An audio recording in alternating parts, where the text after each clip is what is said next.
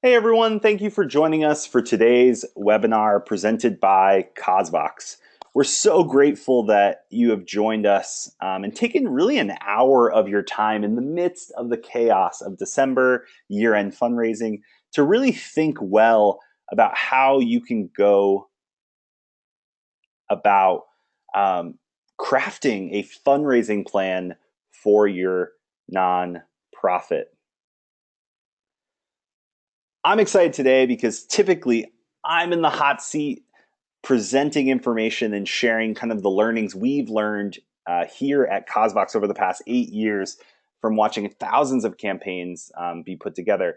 But what I'm excited about today is I get to kind of just host and we get to bring in an expert. And we're so grateful for Joe Garek. He is the president of Garek Fundraising Associates.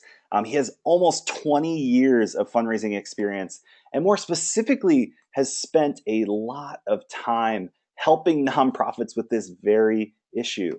How do you balance the tension between short-term and long-term priorities? How do you stay focused in the midst of chaotic seasons where you have the demands of your board, you have the demands of your funders and your supporters, you just have the demands of the fundraising goals and the programs and the impact that you're trying to make.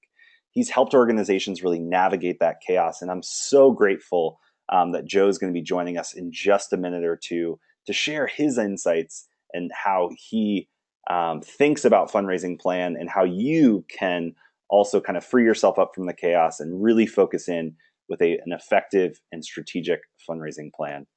Just a few items of housekeeping before Joe joins us. This presentation is going to be recorded, and we are going to send out that recording and the slides following the training today. We'd like to do that because we know that there's going to be a lot of content throughout today's presentation, and we want you to focus more on consuming the content, knowing that if you miss anything, you are going to have the content after the fact so that you can dive through that again or with your team or share it with others that you feel like would benefit from the lessons Joe is going to share a little bit later. Also, if you are inspired by any of the lessons that you've learned today and want to share that out, you can tag at Cosvox and hashtag NP Learning. We always love that because it really helps other people learn about the trainings that we host here at Cosvox and also helps them expand their learnings as well. So just to introduce myself, my name is Noah Barnett and I run marketing here at Cosvox. Prior to joining Cosvox, I actually spent 6 years kind of in the trenches running growth and fundraising for an international relief nonprofit. It was one of Cosvox's early customers. And I'm so grateful that now I have the opportunity to come to Cosvox and really help lead our marketing. And it's not just marketing our product. We're a community-driven fundraising platform that really helps you manage your online fundraising. But I also get to partner with people like Joe and so many others to share lessons that are going to help you be a more effective fundraiser. And so that's what we're going to do today. And I'm really excited to kind of dive into this with Joe. And so without really further ado, I really want to bring Joe Garek up to really share what we're going to dive into today in the presentation. Joe, thank you so much for joining us. All right, Noah, thanks for having me, and thanks to everybody for being here today. Very, very excited to talk with you today because writing strong fundraising plans is one of my favorite things to do as a fundraising professional. And so, as Noah said, I'm the president of Garek Fundraising Associates. I've had the chance to work with hundreds of small nonprofits over the years and mid-sized nonprofits to write fundraising plans. Here, switching over the slides here. So Noah, let me know if you can see the slides on my screen. Yep, everything looks great.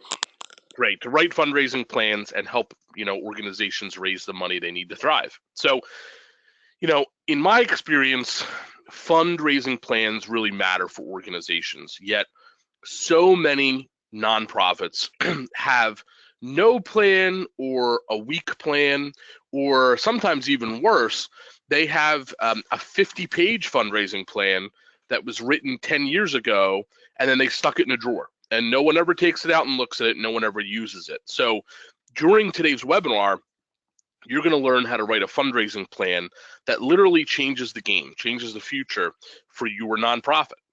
Now, my goal is never to write an average fundraising plan, and that should be true for you as well. Your nonprofit does great work. You need to raise money in order to do that amazing work and carry out your very, very important mission. So, because of that, you deserve an awesome fundraising plan to help you reach your fundraising goals. So, don't settle for an average development plan or fundraising plan. We use those terms interchangeably.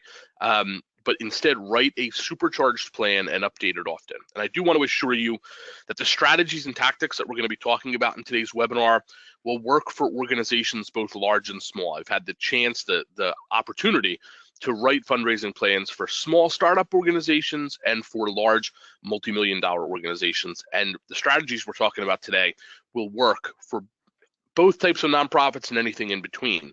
And they also apply whether you're new to fundraising or you're a seasoned pro. Good fundraising plans are essential for every nonprofit and every fundraiser.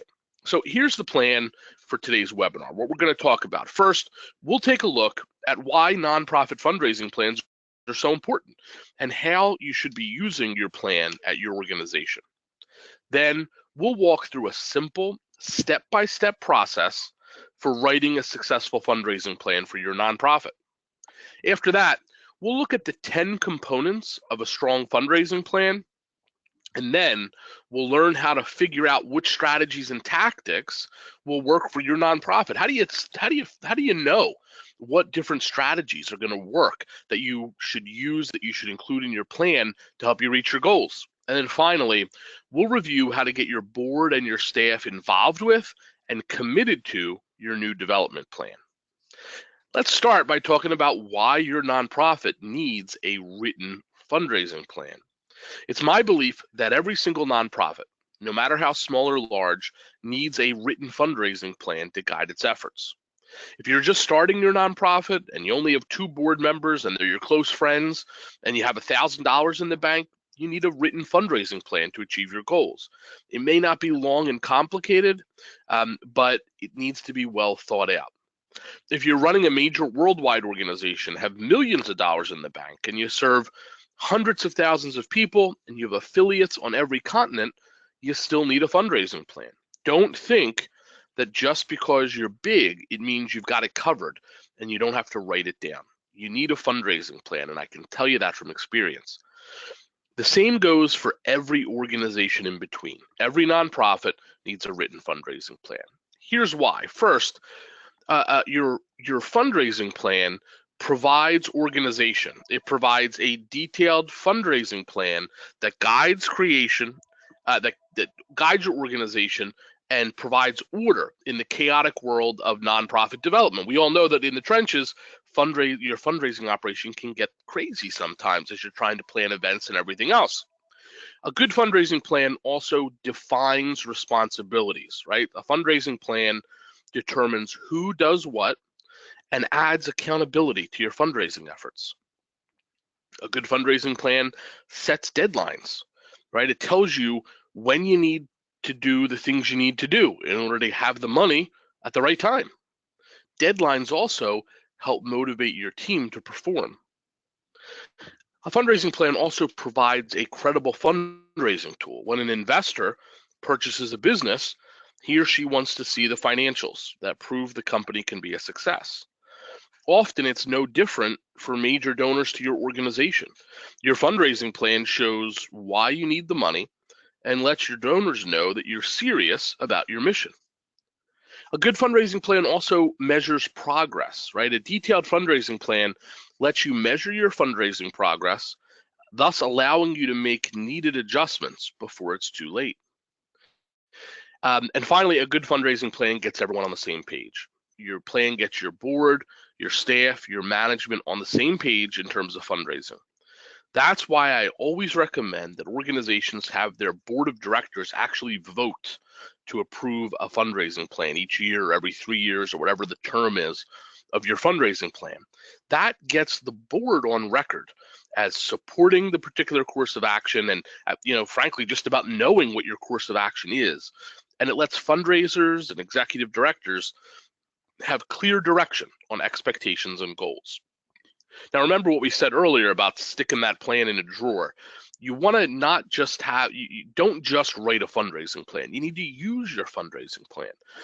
Your plan should be an actual usable guide for your development activities. You should be using your plan as a measuring stick for your fundraising.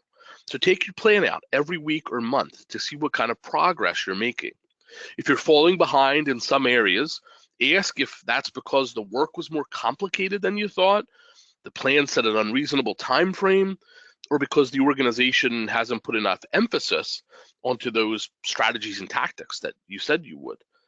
You can update your plan as needed. It's not set in stone.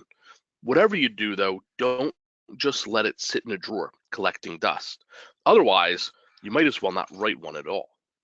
So as we dive into the actual fundraising planning process, I do want to tell you that in my mind, there are two parts of your plan that are the absolute most important. The most important parts of any fundraising plan are the firm deadlines and the set responsibilities that you're going to include. Many nonprofits that I've worked with, I come in and they've written very nebulous fundraising plans that set general strategy, but don't spell out what it will take to reach the organization's fundraising goals. And that's a real mistake. Your fundraising plan should include not only general strategy, but also the key action steps that your organization will need to take to carry out that strategy every year. So for each action step, there should be a deadline telling you when the action needs to be completed, and a responsible person showing who will be responsible for meeting that deadline. Fundraising plans without firm deadlines and responsibilities aren't as helpful as they could be for your organization, so be detailed. I like to say that an organization should be just a little bit worried about implementing their fundraising plan. They shouldn't be scared, and you shouldn't write a plan that's clearly not achievable, but the plan should be ambitious enough and clear enough on deadlines that everybody thinks, gee, we've got a lot to do. I've got a lot to do. We better get started. Now, writing a fundraising plan takes time. And I want to right now walk you through the step-by-step process for writing a successful fundraising plan. My suggestion is, I mean, frankly, most organizations are scared of writing a new fundraising plan a little bit because they think it'll take more time than it actually will. It takes time, but it doesn't need to be a year-long process. It doesn't even need to be a 6-month process.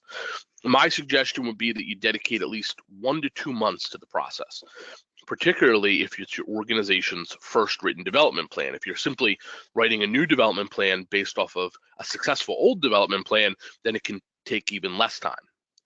Now, there are several key steps to writing a great plan, and the first is research. So first, you'll need to gather information and do some research. You need to dive into your fundraising successes and failures over the past few years. How much money has your nonprofit traditionally raised? What's the state of your donor file? How many donors do you have, and at what levels? What's your different donor segmentation look like? What tactics have worked for your organization in the past? What tactics have failed, or at least failed to perform as you would hope they would? How many prospects do you have? Where can you find more prospects? During the research phase, your team should not only figure out your goals and objectives for the year and things like the number of good email addresses in your database, but also understand what tactics are working for your nonprofit on the ground and in the field, and which tactics are simply wasting time or money. The next step is to hold a series of meetings, one-on-one or in small groups, with your staff, your board members, and with some of your key donors, supporters, and advisors to your nonprofit. What you're trying to do here is build some consensus around your fundraising strategy, the strategy that your plan is going to call for. During these meetings, you'll want to see what these key stakeholders think about your organization's current fundraising efforts. Talk to them about what programs and mission-related items they'd like to see your nonprofit engaged in, and try to build some consensus on the direction of your fundraising efforts for the coming year. Now, once the research and these stakeholder consensus building meetings are complete, it's time to sit down and actually write the plan. Now, I've found that it's usually best to have just one person writing the plan. Many organizations and consultants would argue with me on that point and suggest a team effort, with each team member taking responsibility for a different portion of the plan. I found that this method leads to disjointed fundraising plans where the constituent parts don't actually add up to a strong whole. I do think you should get a team together to discuss and to revise the plan, but I advise having one extremely competent person, either a staff member or a consultant, sit down and write the first draft in its entirety. Depending on the size and complexity of your organization, this person may need 1, 2, or 3 weeks to actually write the plan. I would then bring the whole team together once the plan is written for the purpose of refining and strengthening it together. Now, lots of consultants would tell you that you should start your plan from the point of view that you want to raise as much money as you can this year, meaning that you'll say to yourself, gee, I think it's clear that we can raise $2 million this year with all these tactics that we use, like events and direct mail and corporate sponsorships. So let's write a fundraising plan that says we're going to raise $2 million. I disagree with that methodology. For me, the starting point for every fundraising plan is the program side. Your nonprofit has a mission and wants to do a certain number of things this year to serve that mission. What programs does your organization want to carry out this year? How many clients do you want or need to serve? What will it cost to carry out your mission and implement these programs? That becomes your fundraising goal and the amount that your nonprofit needs to carry out its mission and programs this year. Plus, if you start from the mission side, you may find that your the development plan that you write, that you're not able to raise that amount. And if that's the case, if you write a fundraising plan and you say, hold on, it's pretty clear we're not going to be able to raise what the mission side, the program side needs to try and do what they're trying to do this year, then there needs to be a conversation between the program side and the fundraising side as to what is possible and what the program side can do with that money this year. So you figure that out, and then you build a fundraising strategy to raise that amount, right? You see if it can, then you see if it can be done given our current resources and our current donor base. Then once the plan has been completed, reviewed, edited, and strengthened, it's ready for prime time. You should now shop the plan around to your staff, your board, and some of your key donors to get their support for the plan. As I mentioned earlier, I also suggest going through the formal step of having the board of directors of your organization vote to approve the plan. As I said, this puts the board on the record as supporting the initiatives that you've outlined in the plan and makes it easier when it comes time from your staff to seek your board's help with fundraising. All right, now that you know why you need a fundraising plan and what the process of building a fundraising plan is, let's talk about what you should actually put in that plan. And I found that there are 10 components that you should put into most fundraising plans to make them as successful as possible. Now, every organization and consultant and fundraiser has a different formula and structure for writing fundraising plans. Now, here's a secret I learned early in my development career. It's generally not the structure of the fundraising plan that matters about whether, to its success. It's the content, and even more so, the fact that you sat down and wrote it in the first place, and that you're willing to put in deadlines and responsible people, like deadlines and responsibilities for each task. So don't agonize over the structure. Just start putting pen to paper. Lay out a good strategy, put in action step deadlines and responsibilities, and you should end up with a strong plan. So here's how I like to organize my fundraising plans. The first part is the cover page. Now, this may not seem like an incredibly important component to your plan, but in some ways, or in many ways it really isn't, but in some ways it is. I would say this about your cover page: always include a plan year and a revision date on your front cover. So if this is your fundraising plan for 2018, say that. Likewise, if you last revised the plan on December 1st, 2017, put that on the cover as well. And I say that this is important because over time, if you're writing and constantly updating your fundraising plan, you're going to end up with several years worth of plans, each sitting on your fundraising staff members' hard drives or in drawers, and you're going to have several different versions of each of those plans. You'll always want to make sure that you are editing or reading the most up-to-date and recent plan. You'd be surprised how many times this has tripped up organizations, particularly large ones with large fundraising teams. The next part of your fundraising plan is the background. You'll want to include a background that briefly explains what's going on currently at your nonprofit that will influence the plan. This can be a short half-page to full-page summary of the past couple of years and the current year, and will bring anyone who reads the plan up to speed with everything that they need to know to interpret the plan correctly. Don't worry about sticking every little thing in here. You don't need to tell people all the staffing changes for the past year or how well each specific event did. Just tell the relevant big picture facts that will impact your fundraising plan for the coming year. For example, if last year you decided to stop holding your big annual event because it was getting too expensive, put a note about that one event in the background. Likewise, if you recently expanded your board so that it would be more fundraising focused, put that in the plan as well in the background, because those really are going to impact your fundraising for this coming year. The next section are goals and objectives. This is the section where you state what your organization hopes to achieve with this plan. You should include numbers. Lay out your fundraising targets for the year and for the next couple of years. How much do you need to raise? Are there amounts that need to be raised each month just to keep the doors open? Are there contingency goals where you'll be able to do additional work if additional money comes in?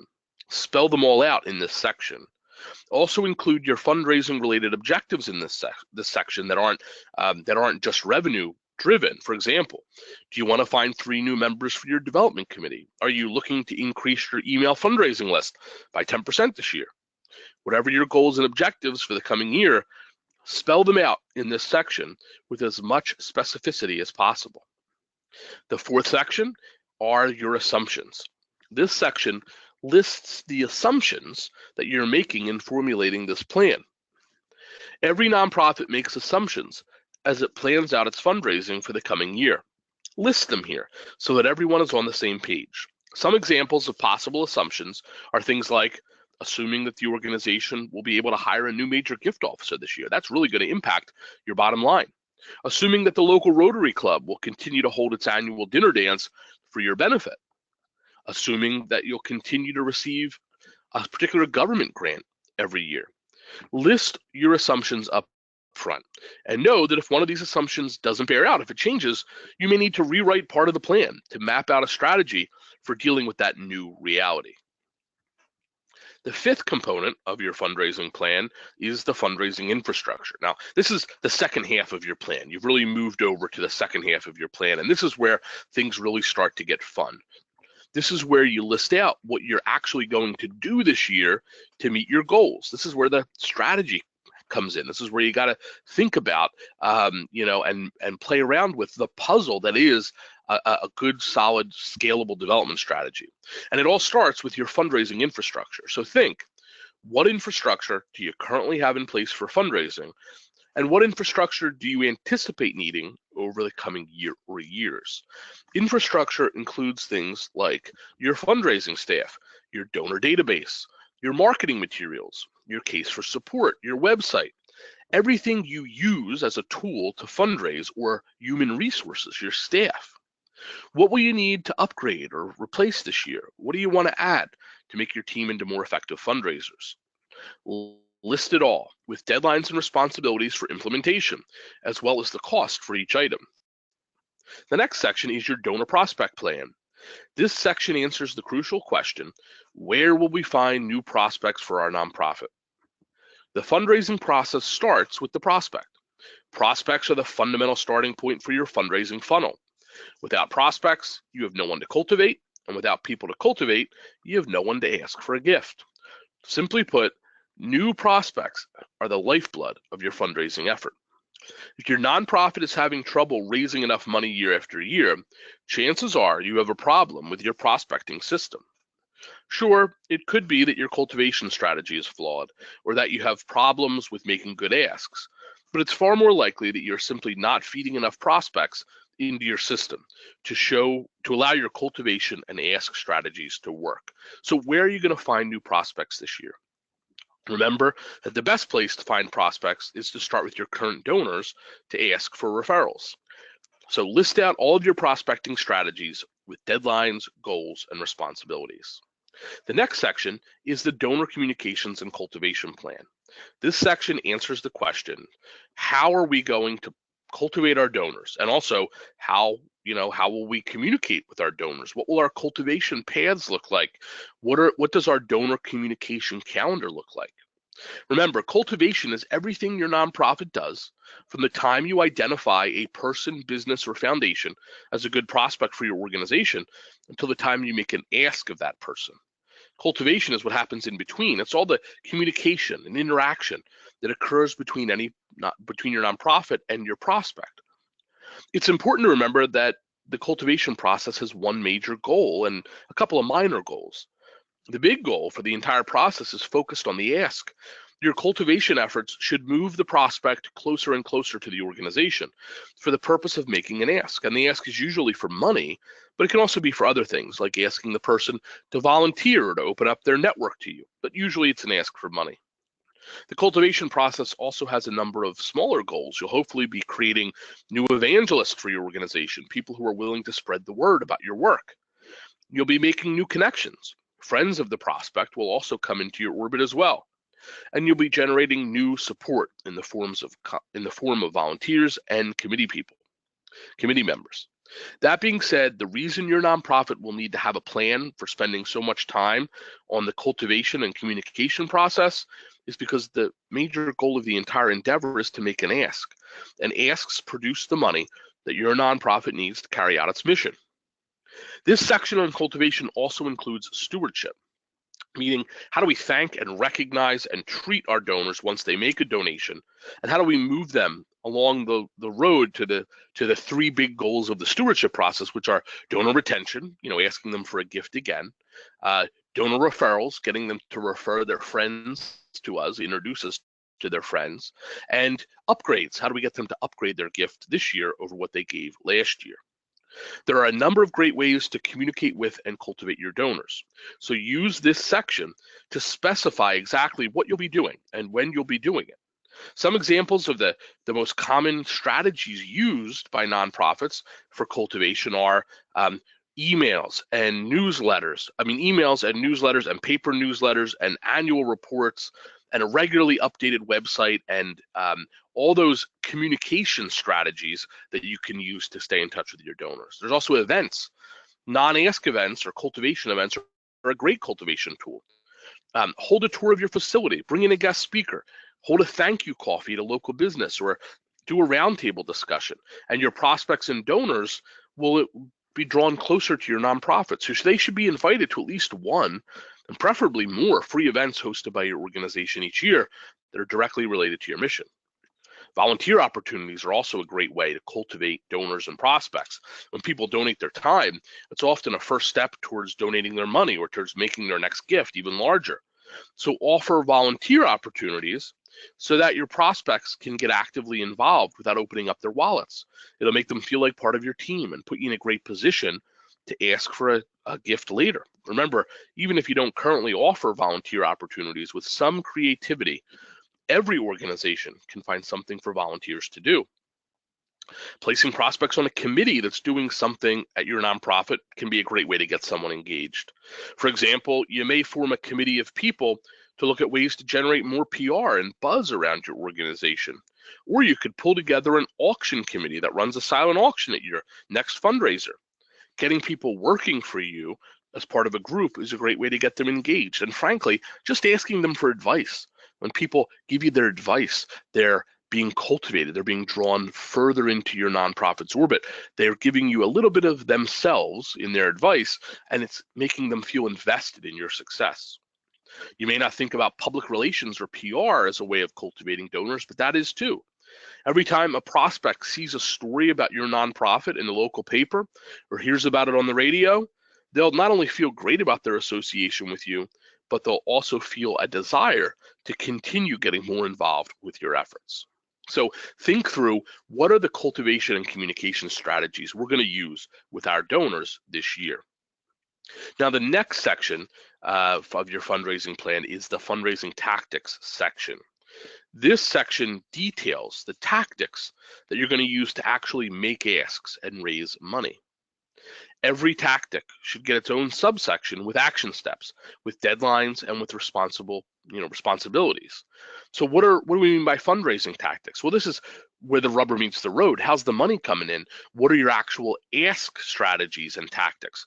And so the most common types of fundraising tactics are direct mail, events, online fundraising, that includes email, social media, peer-to-peer, crowdfunding, and more, grants and government support, annual giving programs, direct donor asks and major donor cultivation, planned giving and endowments, capital campaigns, donor clubs, affinity groups, different fundraising networks that you may run, like young professionals groups. In this section, detail exactly what you're going to do to reach your fundraising goals this coming year. The ninth section is the fundraising needs and goals section. At the end, this is the end of the fundraising plan, these last two sections. Now, at the end of my fundraising plans, I always include two items that summarize the plan and the work. The first is this, the fundraising needs and goals summary. This is a numbers-driven summary of what your organization needs to raise and how you're going to raise it. So it's your overall fundraising goal as well as specific monetary goals for each tactic. You may say, we're going to raise $1 million this year.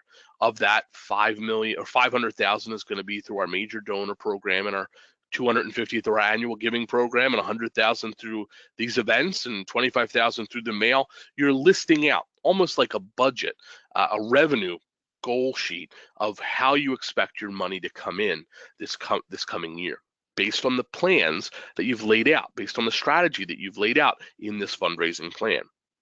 And then the final section is an action step timeline.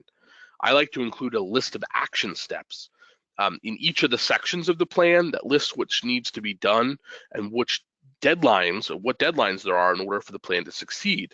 Then, as this 10th and final component of the fundraising plan, I like to include a consolidated action step timeline that explains everything we're doing for the coming year, broken down by deadline and listing a responsible person for each of the action steps.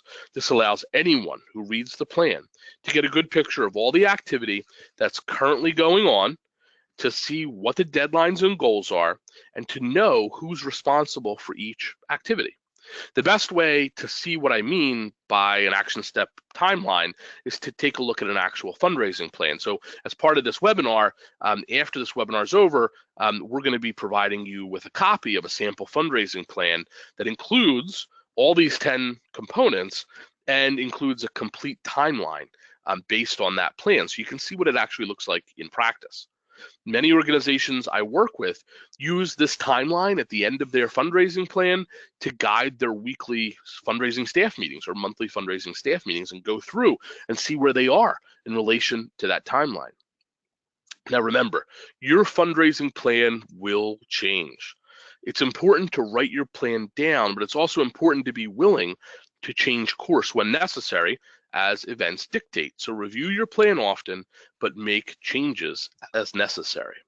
All right, now that you know what the 10 steps or the 10 components of a strong fundraising plan are, the next question is, how do you know what's going to work, what you should put in that fundraising plan? What prospecting and cultivation and fundraising strategies will work for your nonprofit and allow you to meet your goals? And of course, if you're a nonprofit that's writing a fundraising plan, but you've been around for at least a few years, you're going to have a baseline, right? You're going to know what strategies you've been using in the past and which strategies are working and which are not. And that's why data is so important in keeping track of what's working and what's not.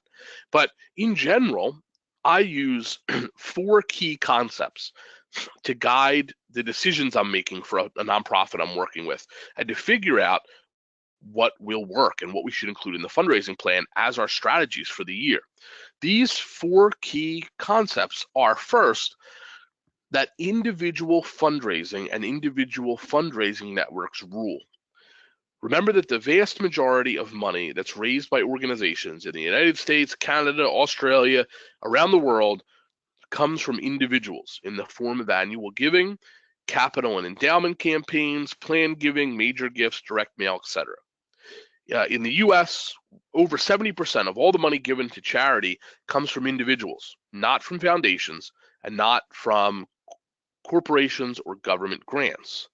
For most nonprofits, this means that if 70% of the available money will come from individuals, you should be spending at least 70% of your fundraising efforts focused on individual givers, whether that's major donors, whether it's lower dollar donors, whether it's events, whether it's direct mail, whatever it is, endowment campaigns, focus on individual givers.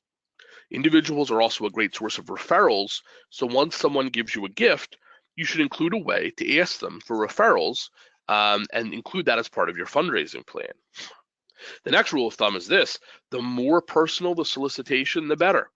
As a general rule of thumb, the more personal your solicitation is, the more effective it will be. Remember this as you write your fundraising plan.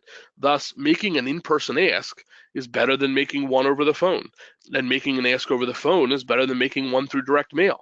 And making an ask through direct mail is normally more effective than making an ask through email, and so on.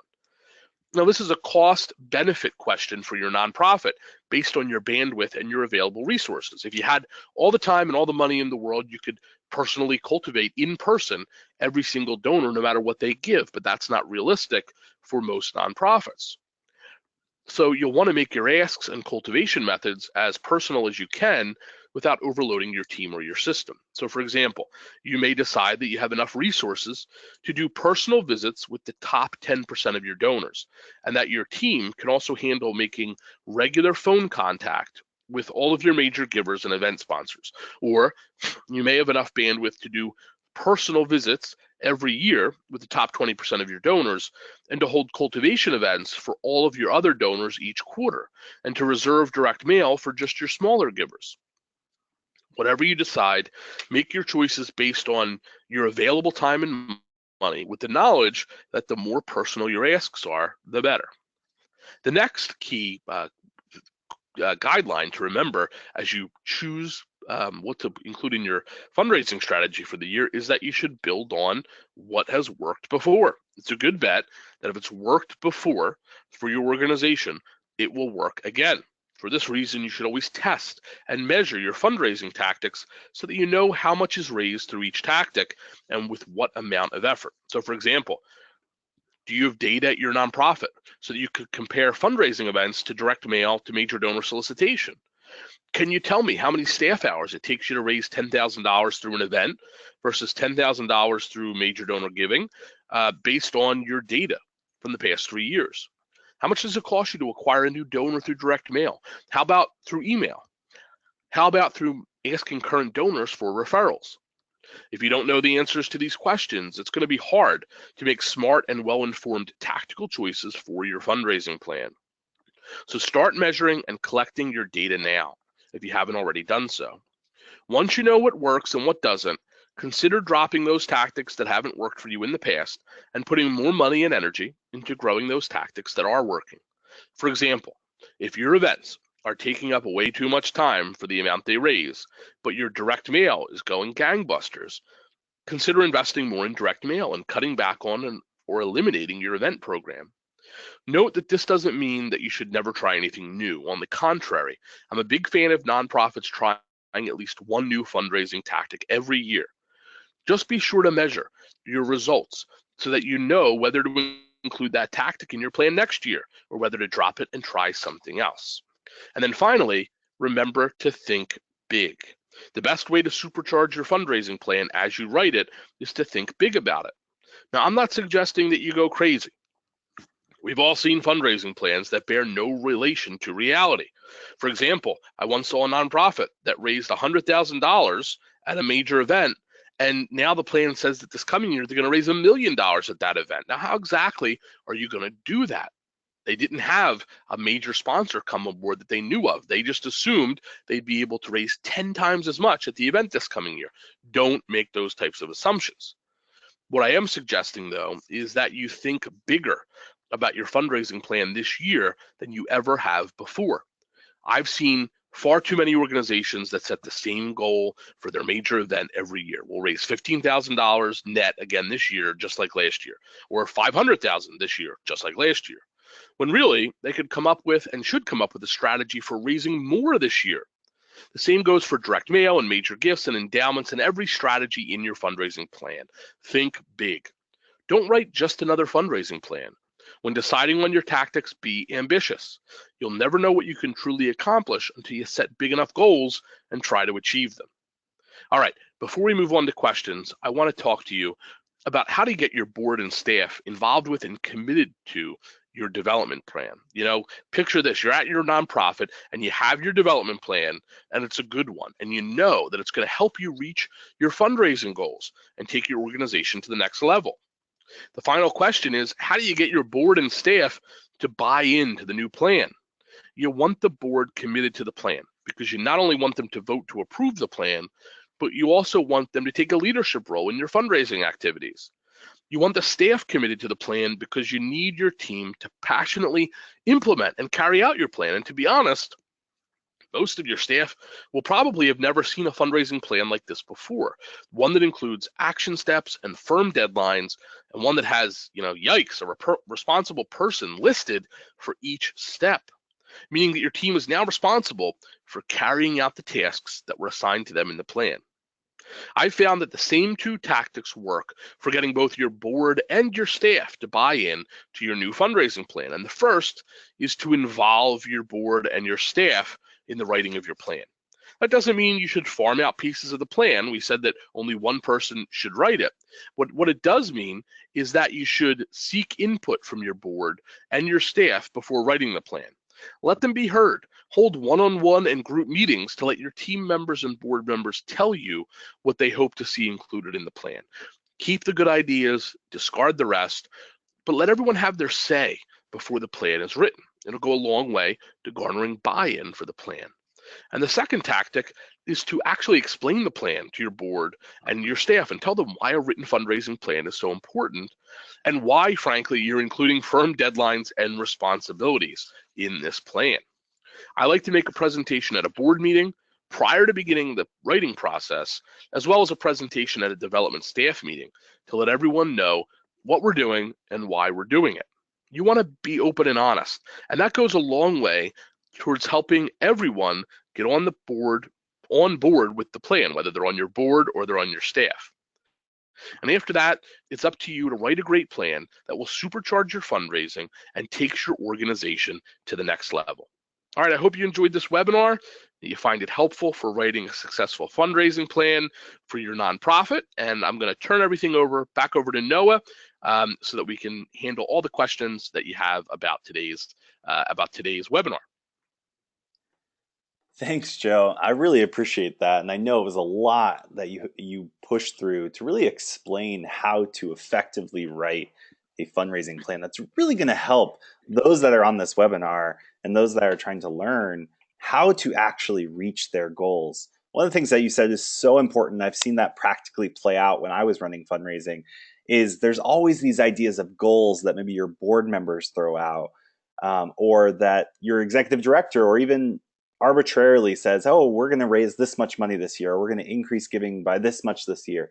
And then it just gets dumped on fundraisers to figure it out. And there's no real plan on how to get there. And so I love that you addressed that and really created a roadmap and a playbook for how to do a fundraising plan well. So grateful for the time and the expertise, Joe. We're going to dive into questions now. I know Joe really wants to make sure that he answers questions in regards, or the questions that you have that after the presentation you still are kind of wrestling with, or maybe you want clarity on something that Joe shared as part of the 10 components. I will say for those that aren't going to stick around for Q&A, even though I'd highly encourage it, we are going to be sending the recording of this presentation and the slides tomorrow, along with that sample fundraising plan that Joe talked about. He'll be sending that out to everyone on this webinar so that you actually have an example that you can share with your team and work from, or you can use as kind of a template for how you go about creating your plan. In addition, we'll share some other resources that really can just help you better craft a strategic fundraising plan and help you reach your goals in 2018 and beyond. So, don't want to waste any more time. We really want to dive into these questions. Nicole asks, will we be able to replay the webinar at a later date? There was so much great information, and I would like to replay it over and over again while I work on our plan. Nicole, absolutely. We're going to be sending that out to you so that you can review this ongoing.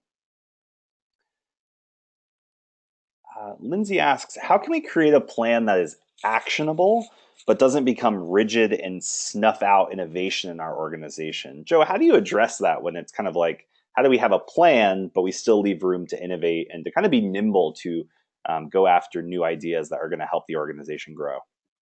Sure. Yeah. So what I like to suggest to nonprofits is that they want to use planned innovation, meaning what we see a lot of times at nonprofits, even very large nonprofits, sometimes is kind of throwing everything at the wall to see what sticks.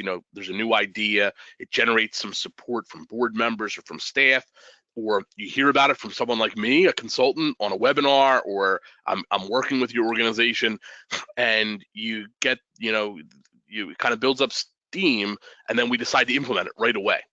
And that creates a very chaotic situation for the organization. Instead, what I like to do is suggest that your nonprofit should be innovating, but should be innovating in the fundraising plan and in a planned way, meaning if you're generating great ideas this year, that's fantastic. You should definitely try some new ideas every year, but you'll want to, plan them out. You want to put them in the fundraising plan, and you want to make sure you want to do that because you want to make sure that they fit in with your other tactics and strategies, and also that you have the bandwidth to accomplish them. Many organizations, the fundraising team is already running at 100% of bandwidth, and so you'll want to say to yourself, okay, we're going to try this new strategy. We know from our plan from last year and from looking at the results that there are some tactics that aren't really working real well for us. So what we're going to do is we're going to swap them out. We're going to cut a couple of strategies that aren't really working very well for us, and we're going to put these new innovative strategies in to replace them, making sure, particularly when you put these deadlines and responsibilities, you'll see whether you have the bandwidth for those new strategies. If Sue or Jim or whoever on your team you looks at the action step timeline at the end, and they realize that they've got 37 goals to accomplish in 1 month, believe me, they're going to tell you, I don't have the bandwidth to accomplish all those goals. So definitely innovate, test what's working, cut what's not working, try new things, but do it in a planned way. Do it as part of your fundraising plan. And I think just to kind of piggyback on top of that, one thing that we've seen with nonprofits, and even I saw, is that it's better to get the foundations right. And so even having a fundraising plan and making sure that you're cultivating your donors well, and that when new donors come into your organization, you're taking advantage of that, you're retaining your donors before going and chasing some of these shiny objects. There's always new things, there's always exciting things to try. But until you really have those foundational things in place and you're doing them well, that's typically enough to kind of keep a small team busy. And so focusing on getting that set up first, and then, like Joe said, maybe experimenting with one thing or another, but really making sure that you have quality and depth in the things that you are doing to ensure that scattered approach doesn't create kind of this, hey, we're doing a bunch of things, but none of them are really that successful. Thomas asks, please explain the 3 steps of prospect cultivation again. So, Joe, could you share a little bit more, or maybe kind of a simple summary quickly about the 3 steps of prospect cultivation? Sure. So let me know if this is not what you mean, but Thomas. But I think the 3 steps you were referring to, maybe I'm wrong, was the 3 steps of the 3 goals for stewardship. We talked about three goals for donor stewardship, which were donor retention, which is how do we get our current donors to make sure that they give again this coming year. Donor upgrades, how do we get our current donors to give more next year than this past year? And also donor referrals, how do we get our current donors to refer their friends introduce us to their contacts, and really help us grow our donor base. So those are the three kind of steps or goals for the donor stewardship phase, which is the kind of complementary phase to the cultivation phase. Cultivation being everything you do from the time you identify a prospect to the time you make a first ask, and stewardship being everything you do after the person gives for the first time. But it's really two peas of the same pod. It's a relationship building, relationship strengthening with occasional asks. And Thomas, if that wasn't your question or you had kind of a sub question on that, feel free to add that in the questions pane. We'd be happy to dive into that.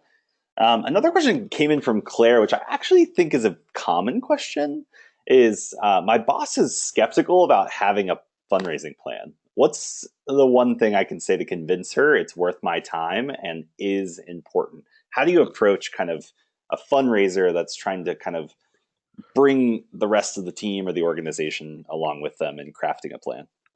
Sure. Yeah. So the first thing you say is, what are we doing for fundraising this year? And what's our, how are we going to raise, how much do we need to raise this year? And the executive director, whoever, says we need to raise $2 million this year. And you say, how are we going to raise it? And they'll either say, well, that's your job, or they'll say, well, we always raise our money, with this big event, and we do a mailing, and we do major donor meetings. I'd say, well, then we do have a fundraising plan, right? That is a fundraising plan. It's not written down. It doesn't have deadlines. It doesn't say what all the steps are to accomplish those things. And there's no way to test whether it's working or not, but it's a plan. And if we write that strategy down, and we put some actual steps behind it, and we include some new things we can try, and we are able to test it, chances are we're going to be able to get a lot more done. A fundraising plan is really a system. Your goal at your nonprofit is to build a scalable funding system so that you can do your work. And I've found, and this isn't really necessarily data driven.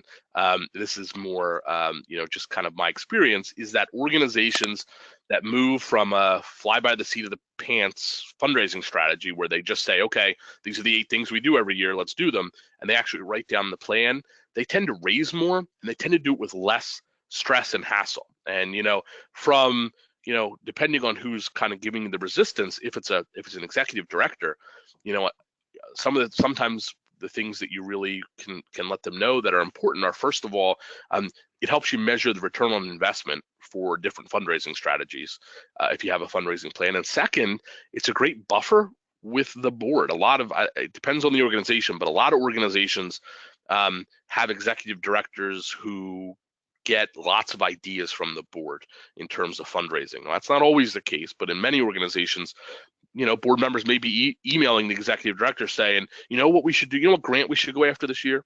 Or, we don't have a golf tournament. Why don't we have a golf tournament? We should definitely have a golf tournament. And they don't mean they're going to host the golf tournament. They mean you should host it.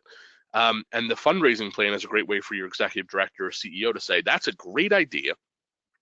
We should definitely consider that for next year, but we have a plan for this year. And so as we're doing our planning for next year, we'll consider whether or not we can put that into the plan. And again, to carry off that, I think it also brings alignment amongst the team amidst chaos. So a lot of fundraisers we run into are just kind of like digging themselves out of a hole as more dirt gets piled on. And so they're very much in a reactive posture to whoever's throwing dirt on the pile, and kind of keeping them buried underneath something. And that could be internal stakeholders, it could be external stakeholders. But the fundraising plan really helps you take a step back and say, okay, this is what we set out to accomplish. This is what we're trying to do. And now if we're not doing what's in there, it's distracting from these results. So then we shouldn't expect to reach success as defined. Not that there isn't other ways to being successful, but there was kind of a laid out plan, and now we're moving off of that, and thus either something needs to go or something needs to change. It's like, this is what's on our plate, and we're adding this to the plate. We can't just keep adding and adding and adding. And so I found that really helpful when I was leading my team, my fundraising team, is there was always excuses, there was always reasons why people couldn't do what they were asked to do, or why they weren't calling donors, or why they weren't thanking donors, or why they weren't running campaigns. And it typically was things that weren't kind of on the fundraising plan. And so it was very easy for us to say, hey, you're not saying no to this person or telling them that you're not going to do what they're going to do, but rather you're saying, hey, that's a good idea, but we're sticking to this plan to really help us drive success as we think is best. And we're going to learn from that, even if it is unsuccessful, so that we can be better next year. Catherine, she said kind of a similar question. My board doesn't get it, and my chair is really not a air quotes plan kind of guy. Any suggestions for messaging to the group? How do you run your fundraising? Is it just kind of led by the chair, or is it just kind of you walk in every week and share? Is there other tools that they might be using that they might not be calling a plan that you can kind of shape and kind of cultivate some of these best practices that Joe shared? I would encourage that, and you can share more in the questions pane if that's helpful. I'm looking at, there's just one more question that just came in. Actually, hey, Thomas, I don't know if we're going to be able to have time to kind of dive fully into your question, but I'll pass it over to Joe and see if you can give a short answer. Thomas asks, how do you like to use an organization's database? Basically, how do you go about research? So he's asking, how do you use your donor database to do research for this? Like, what are some of the key things you're doing or looking for that are going to help inform your research? Sure. Yeah. Just quickly, you want to look at your donor segments, meaning what's a major donor, what's a mid-level donor, what's a low-dollar donor, how many, do you have from in each of those segments? What are the average gift sizes in each of those segments? And what's working with each segment? How are you asking? How are you cultivating? How are you finding new prospects in each segment? And then, which of your current fundraising strategies are working and which aren't.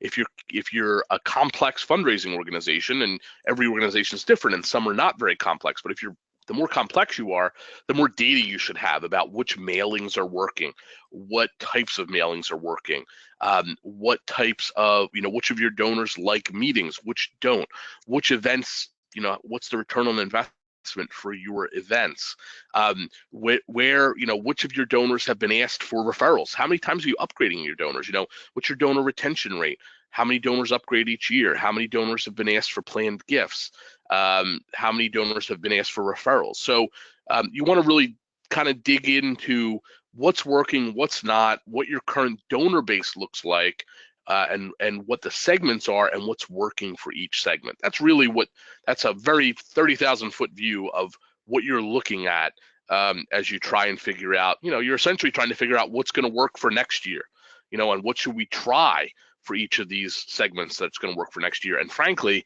what the one big thing a lot of nonprofits don't do is look through their donor database, look through their giving histories, and really identify what's not working.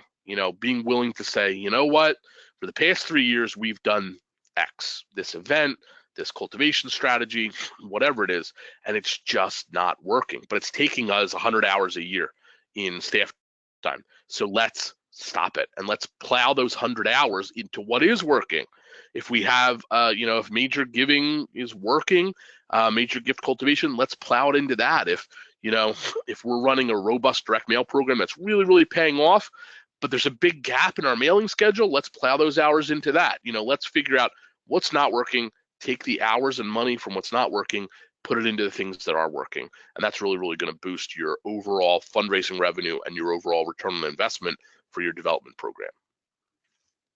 Yeah, and I think you nailed it. Like actually knowing what is working and what isn't working is key because everything else, there's kind of a lot of anecdotal conversations that happen inside nonprofits, especially in boardrooms, where everyone just assumes things are successful or not successful based on what their perceived notion is or who they talk to, and it's not necessarily data based.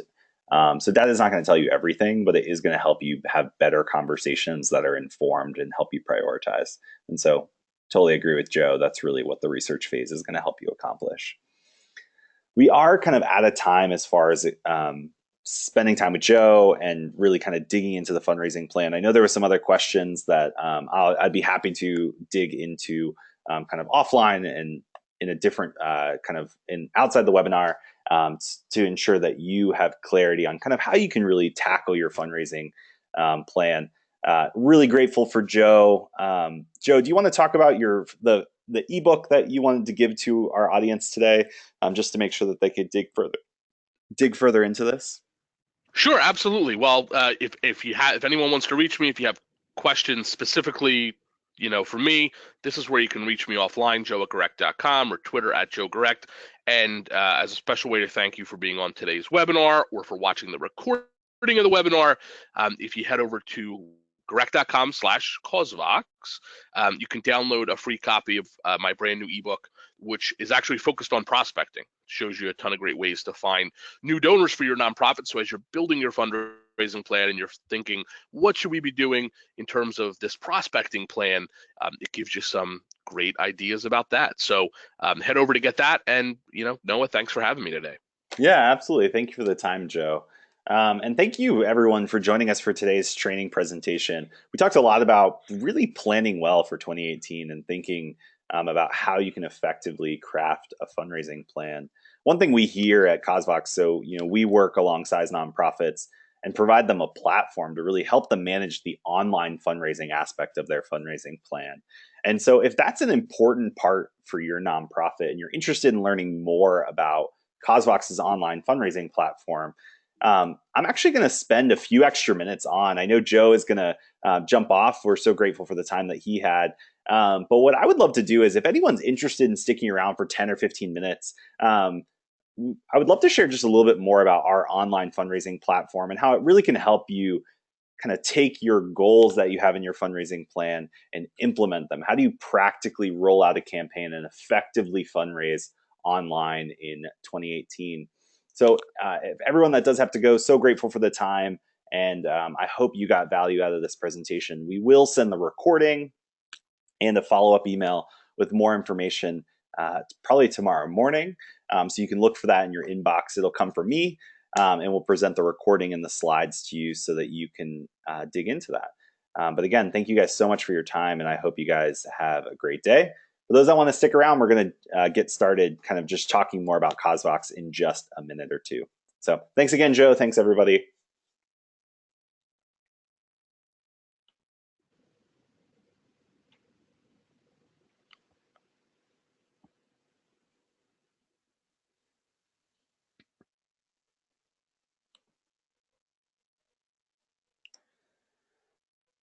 So thank you, those that are sticking around just to hang out with us for a little bit longer. Like I said, Cosvox, I run marketing here at Cosvox, and one of the things that we set out to do is we really want to help good flourish. And what we mean by that is we want to help you take the impact of what you're trying to accomplish, why you're trying to craft a fundraising plan, and really help you bring that to life online. And so with Cosvox, you can easily design and launch and manage your online fundraising campaigns using our fundraising software. And so I really just wanted to kind of share a little bit more. But before we dive into that, one thing that we've seen is that the world you fundraise in has just fundamentally shifted. And what I mean by that is not that it has shifted, but it really is rapidly changing all the time. And this really requires you to kind of rethink how you go about fundraising. And Joe talked a little bit about kind of how to approach building a fundraising plan to really kind of help you accomplish your goals. But one thing that we've seen is it's also important to kind of be aware of what's going on outside of your organization. And we see that there's three big shifts that are happening with supporters and just kind of the world in general that really impact how you go about fundraising. And those three shifts are that we're seeing our audiences and our communities of our customers and also the community that we help with online fundraising. They're much more digital first, meaning they prioritize kind of digital communication, email, social media, using the web to buy, shop, find, research. And they're always connected. And so this digital first, always connected mindset is actually shifting how people go about finding causes to invest in, how they want to connect and keep up with causes that they're invested in. and also how they want to share and invite others to be a part of causes that they're passionate about, and really bringing people together to help make a change in the world that matters to the organization. The other shift that we see is that more and more the how we make decisions is based on relationships and recommendations rather than advertising and brand promises. And so historically, kind of brands made kind of they used kind of a mass marketing approach to showcase what their value to the audience was. And basically, if you had more budget and reach, you would drive up more value for your organization. And it was no different in kind of the nonprofit space. It's always historically it's been about how if you have a bigger budget and you have a bigger reach, you're going to be able to raise more money and have a higher level of impact. However, what we see is that because the power shift has kind of moved from the brand in kind of a mass marketing environment to the consumer, is that they're more focused on listening to those that they choose to kind of relate with and what they think, and recommendations of others that are like them. And this isn't just for things like online shopping or where you should go to eat out at a restaurant. I don't know the last time I went to a restaurant without looking at Yelp before I went there to really understand and hear what people's experiences were with that brand, that organization, that restaurant prior to going there. And we see the same shift happening with causes, is that how people are finding new causes to connect with is more centralized in what others in their community, their friends, family, and those that they look up to are pointing to as causes they should invest in. And so it's really about a relationship and recommendations driven economy. And on top of all of this, because there's kind of these shifts going on, is there's an increased competition for attention. And so this kind of showcases what we see as before it was all about kind of cold calling, advertising, it was all about reach and budget. And today it's all about building relationships. And so our fundraising tool really helps you approach when we say kind of community-based fundraising, it's how do you actually play into these shifts, into the relationship economy that we are living in and benefit that towards your organization's fundraising goals.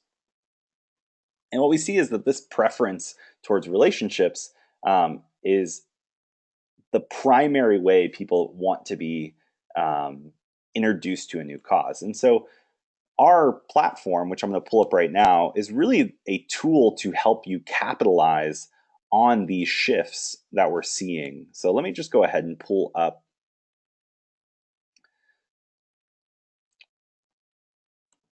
to tell you a little bit more about kind of how nonprofits are using CauseVox to really capitalize on the relationship economy that and the changes and shifts that are happening, and also really rally more people around their cause, reach new donors, and raise more online. And so, what CauseVox is really focused on is providing organizations a way to create branded campaigns that are really centralized on promoting their cause and easily showcasing the organization's mission and goals, and giving a central location where people can come and support that or support the cause. And so we have customers that use our platform to create fundraising websites, that create donation pages, and customize peer-to-peer campaigns. And so this is one organization that uses CauseVox. And what they were able to do was create a custom fundraising website that was specific to the work that they were doing with Iraqi and Syrian refugees. And so they were able to create a dedicated fundraising page that invited people to support. It gave a very clear way for people to see and hear about the work that's going on, very seamlessly give and support the cause, and also see other supporters that are getting behind the work.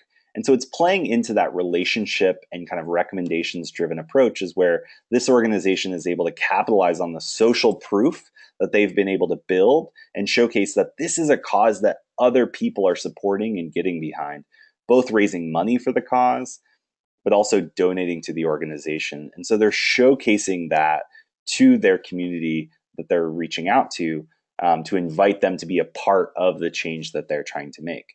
And so World Help was able to quickly create this fundraising website for this cause and have raised, nearly $50,000 over the past few years specifically for this appeal.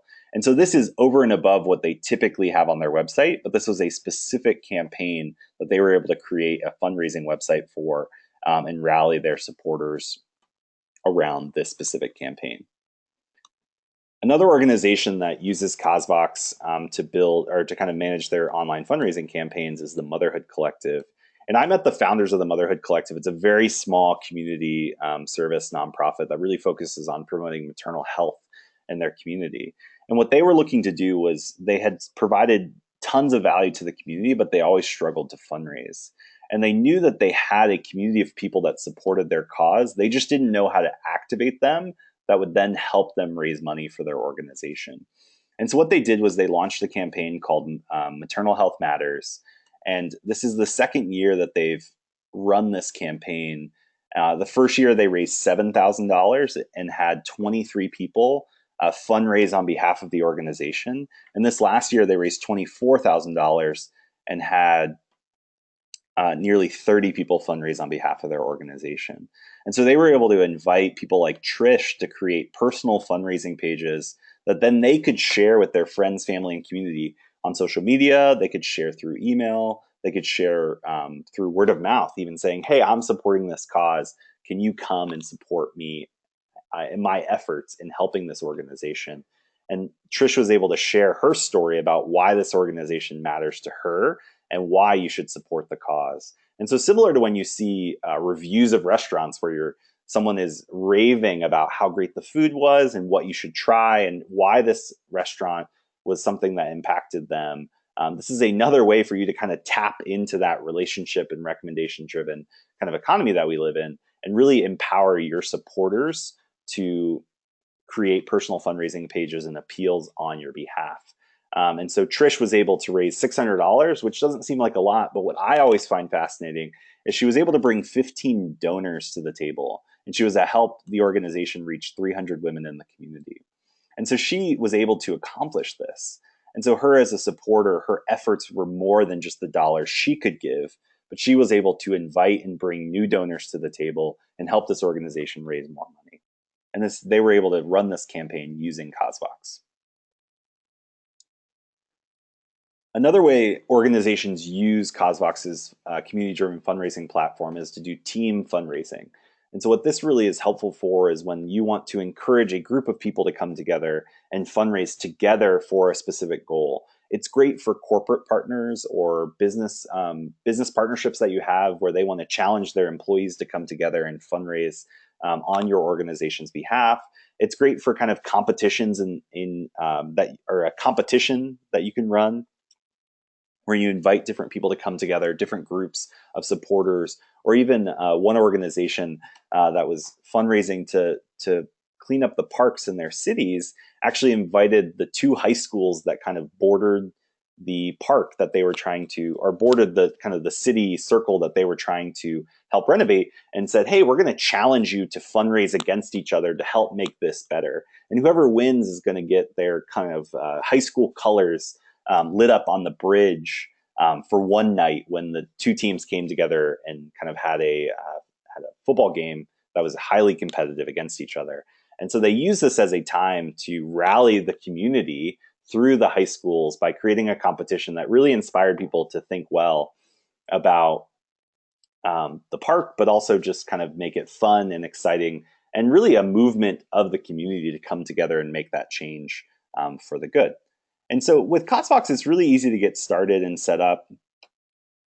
We allow you to get set up and started for free. And so our plans start at free at $0 a month forever. And we also offer a 21-day free trial on all of our plans so that you can really use the same tools that some of these organizations I showcased to really infuse into your fundraising in 2018. And so I'm going to show you a little bit of what that looks like on the back end. So how do you actually create this? And so when you log into your Cosvox account, you have a dashboard of campaigns. And so this could be a fundraising website that you've created for a specific appeal like year end or Giving Tuesday, or even your annual campaign. It's also an opportunity for you to create donation pages. So to take everyday donations. So instead of sending people off to PayPal or to some unbranded kind of donation page with a form on it, you can actually send them to a customized branded donation page, similar to how the Pangea network does, where it's a very simplistic and simple, easy to use donation page that you can create as well. And so when you log into your campaigns, we make it really easy for you to view the current activity that's going on from your campaigns, easily manage the new donors that are coming in. You can export all this information, and we make it really easy for you to use and kind of manage all in one place everything that's going around or everything that's happening for your fundraising campaign. We also make it really easy for you to, and kind of streamlined for how you can design your fundraising pages. It's very much of a few clicks to design your page, customize the text, change the colors so that the pages match your brand. You can customize your donation page so it matches your brand as well. And you can see that it's optimized no matter what device you're using, whether your supporters are on a mobile device, on a tablet, or even on a desktop computer. And then over and above that, we have a bunch of other advanced fundraising features that allow you to send automatic receipts to your supporters. You can customize your donation form so that it has specific donation tiers that match your cause and your campaign. We allow you to add recurring donations if that's part of the campaign effort, so that instead of just asking for a one-time donation, you can actually ask for recurring donations from your supporters. We also invite you to ask your supporters for a tip to help cover the processing fees. We all know that when we use our credit cards or use our debit cards to buy something online or even donate to a cause, there is a transaction fee. And so we allow you to kind of pass on that to your supporters, and they can help cover that fee on your behalf. And then also customize your donation receipt so that it matches your brand. You can really customize the voice and tone that you're communicating with your supporters to, so that as soon as they donate, they're receiving a custom message from you and your team, thanking them for their donation and sharing the receipt for their transaction with them. So our platform is really flexible to help you build fundraising websites, online donation forms, and run peer-to-peer fundraising campaigns where you're activating your supporters to fundraise on your behalf.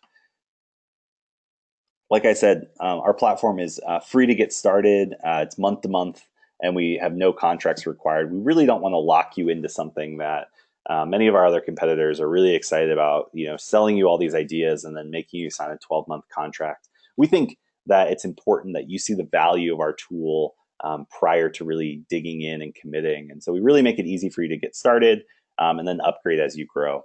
And if you have questions about the platform, you can feel free to reach out to me at noah@cosvox.com. I know many of you are here because you're thinking about your fundraising plan for 2018 and beyond.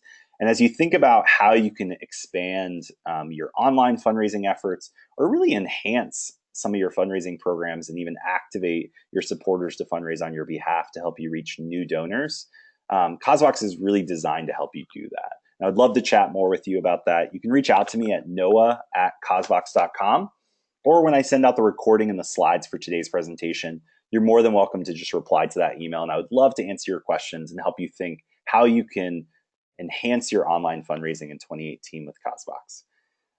If anyone has any questions, I'm going to stick around just for a few more minutes, but I'd be happy to answer any questions that you have.